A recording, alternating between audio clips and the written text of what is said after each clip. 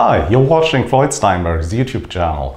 A while ago I did a video on how to use the drum sequencer on the ZOOM R24, and after that video a lot of people asked me if I could show how to set this up so you can actually record your playing on the drum pads live to a track. And I don't think this is a use case that Zoom intended, but I found a workaround I wanted to share with you today. So without further ado, here we go! Okay, so this is the ZOOM R24, and today I want to record some live drum playing on those pads.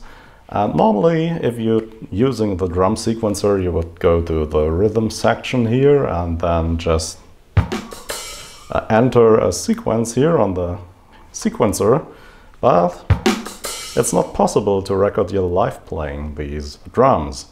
So if you press the record button here, you go into edit mode and then you can move the cursor around and place your drums on the bars and beats, but you can't record live. So when I press play here, nothing happens. So that's a problem that we want to solve today. Okay, so the first thing I figured out is you can actually set up your tracks to use these buttons as triggers for the audio which is on these tracks.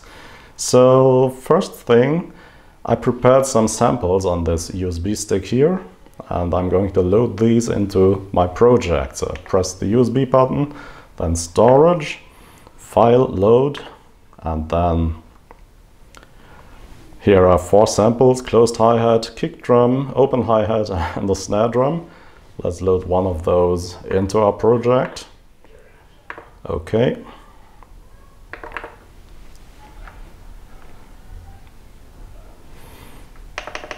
Now, I've preloaded the other samples previously, so you don't have to wait for me here.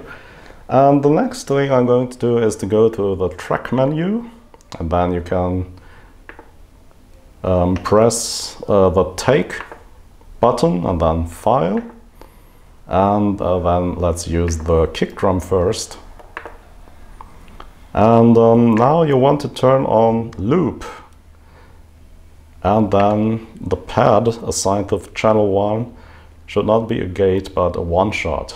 So what we got now is you can press this and then the ZOOM R24 will play that sample back, but with a delay. So the next thing is I figured out this will get better when you turn on the track sequencer. So let's turn that on, and now let's try this again. This is still not great, but we're getting there. So now I'm going to assign the snare and the closed and the open hat to these tracks. So once again, file, this is the snare, loop on, pad, one shot, and here we go. And once more, third track, closed hi-hat, loop on, one shot, and here we go. And then last track, number 4, the open hi-hat, loop on, one shot.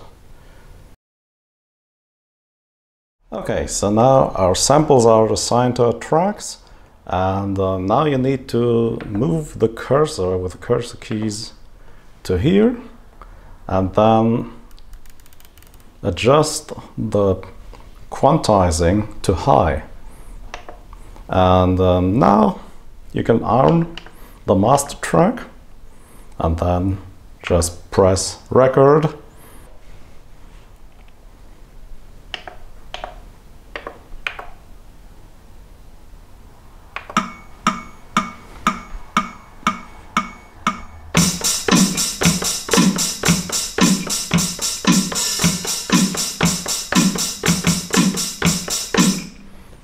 Yeah, and that's it.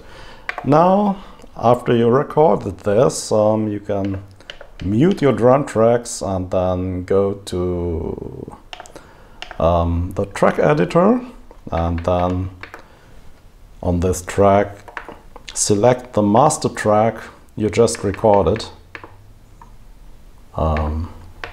For example, this one, and then you can play back your beat.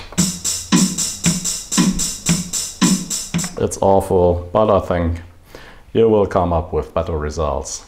So I hope you found this useful. Yeah, and that's it for today. I hope you found this useful and interesting, and if you did, please consider subscribing to my channel. That would help me a lot, thank you. Or maybe have a look at my music page up here. And as always, thanks for watching, and see you next time. Bye bye.